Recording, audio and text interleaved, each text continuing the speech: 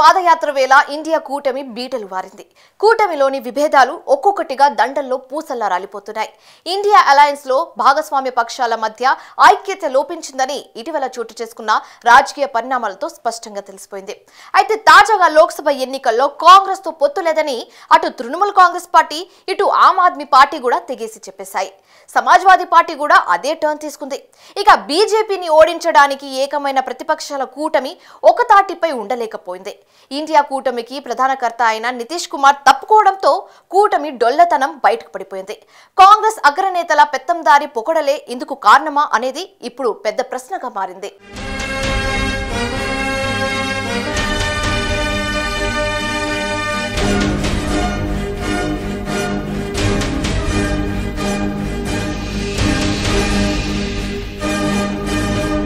రానున్న పార్లమెంట్ ఎన్నికల్లో అధికార బీజేపీకి ధీటుగా పోటీ ఇచ్చే లక్ష్యంతో ఏర్పడిన ఇండియా అలయన్స్ కు నితీష్ కుమార్ ఆధ్వర్యంలోని జేడీయూ నిష్క్రమణ పెద్ద దెబ్బగా పరిణమించింది. ఇండియా అలయన్స్ లో సీట్ల సర్దుబాటు విషయంలో ఒక పక్క మల్లగుల్లాలు పడుతున్న వేళ ప్రాంతీయ శక్తులైన తృణమూల్ కాంగ్రెస్, ఆమ్ ఆద్మీ పార్టీలతో విభేదాలు నెలకొన్నాయి. పశ్చిమ బెంగాల్ ముఖ్యమంత్రి, తృణమూల్ కాంగ్రెస్ అధినేత్రి మమతా బెనర్జీ కూటమితో నిమిత్తం లేకుండా తమ రాష్ట్రంలో అన్ని స్థానాల్లోనూ తామే పోటీ చేస్తామని ప్రకటించారు.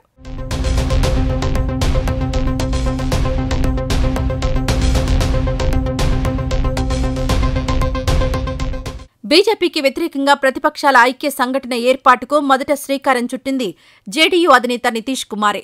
2023 జూన్ 23న పాట్నాలో 18 ప్రతిపక్ష పార్టీలతో మొదటి సమావేశాన్ని నితీష్ కుమార్ ఏర్పాటు చేశారు. దేశంలో ఎడముఖం పడముఖంగా ఉన్న ప్రతిపక్షాలను ఒక్క తాటిపైకి తీసుకురావడంలో కీలక పాత్ర పోషించారు. ఇండియా అలయన్స్ రెండవ సమావేశం 2023 జూలై 17, 18 తేదీలలో బెంగళూరులో జరిగింది. ఆనాటికి కూటమిలో చేరిన ప్రతిపక్ష పార్టీల సంఖ్య 28కి చేరింది. ఆ తర్వాత మళ్లీ ఆగస్టు 31, సెప్టెంబర్ 1న ముంబైలో కీలక సమావేశం జరిగింది. ఈ అన్ని సమావేశాల్లోనూ జేడీయూ చీఫ్, బీహార్ సీఎం నితీష్ కుమార్ కీలక పాత్ర పోషించారు.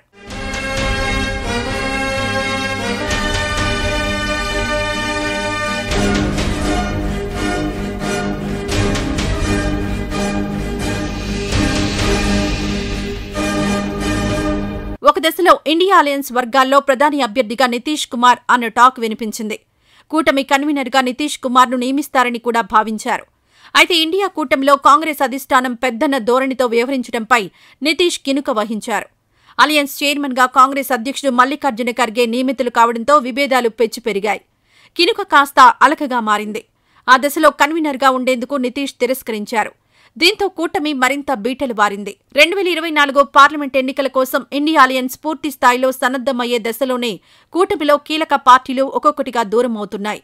తామే 300 సీట్లకు పోటీ చేస్తామని కాంగ్రెస్ ప్రకటించడంతో ఆ పార్టీ పెద్దన్న ధోరణి అనుసరించడంపై మొదట తృణమూల్, తర్వాత ఆప్, ఇప్పుడు బీహార్లో జేడీయూ దూరమయ్యాయి. ఉత్తరప్రదేశ్లో కాంగ్రెస్కు 11 సీట్లే ఇస్తామని సమాజ్వాదీ పార్టీ అఖిలేష్ యాదవ్ మాటలు అతడి ధోరణిని తెలియజేశాయి.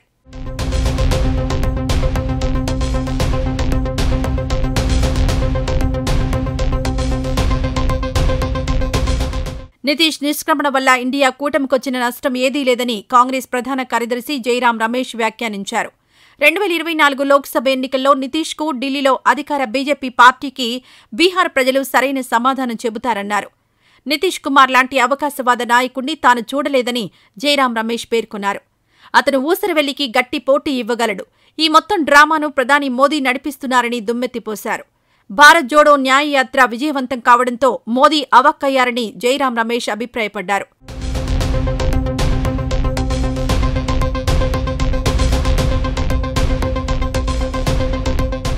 దేశ రాజకీయాలను మలుపు తిప్పే గుండెకాయ లాంటి హిందీ బెల్ట్లో పట్టు కోల్పోయిన కాంగ్రెస్ పార్టీకి బీజేపీని ఢీకొట్టేటంతటి సామర్థ్యం లేదని నితీష్ కుమార్ ఒక అంచనాకొచ్చారు.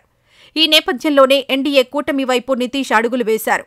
వాస్తవానికి నరేంద్ర మోదీ, అమిత్ షా ద్వయానికి నితీష్ అంటే పెద్దగా పడదంటారు రాజకీయ పరిశీలకులు. అయితే ఈసారి లోక్సభ ఎన్నికల్లో 400 సీట్లను బీజేపీ లక్ష్యంగా పెట్టుకుంది.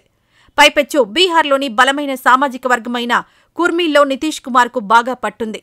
దీంతో 400 సీట్ల లక్ష్య సాధనలో భాగంగా నితీష్ కుమార్కు బీజేపీ అగ్రనాయకత్వం స్వాగతం పలికిందని జాతీయ రాజకీయాల్లో సర్వత్రా వినిపిస్తున్న మాట.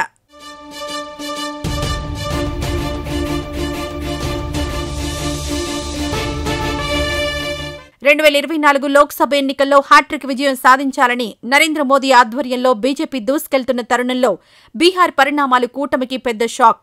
ఇప్పటికైనా కాంగ్రెస్ ఏకపక్ష నిర్ణయాలకు స్వస్తి చెప్పి వాస్తవిక దృక్పథంతో సామరస్యపూర్వకంగా అన్ని పక్షాలను కలుపుకుని వెళ్తే ప్రతిపక్ష కూటమికి గౌరవం దక్కుతుందని జాతీయ రాజకీయ విశ్లేషకులు భావిస్తున్నారు.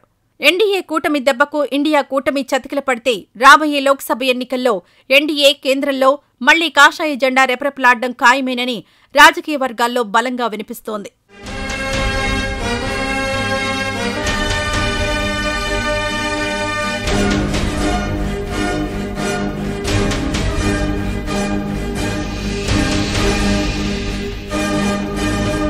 తాజాగా రామ మందిరం అంశంతో జాతి మొత్తాన్ని ఏకం చేసిన బీజేపీ ఆధ్వర్యంలో ఎన్డీఏని ఓడించడానికి ఏకమైన ప్రతిపక్షాల కూటమి విచ్ఛిన్నమవుతుంది. అయితే ఈ దశలో మిగతా మిత్రపక్షాలను కాపాడుకునే దిశగా కాంగ్రెస్ ప్రయత్నం చేస్తుందా? ఒకవేళ చేసినా రాబోయే లోక్సభ ఎన్నికల్లో కూటమి ఎంతవరకు ప్రభావం చూపిస్తుందనేది ప్రస్తుతానికి ప్రశ్నార్థకంగా మారింది.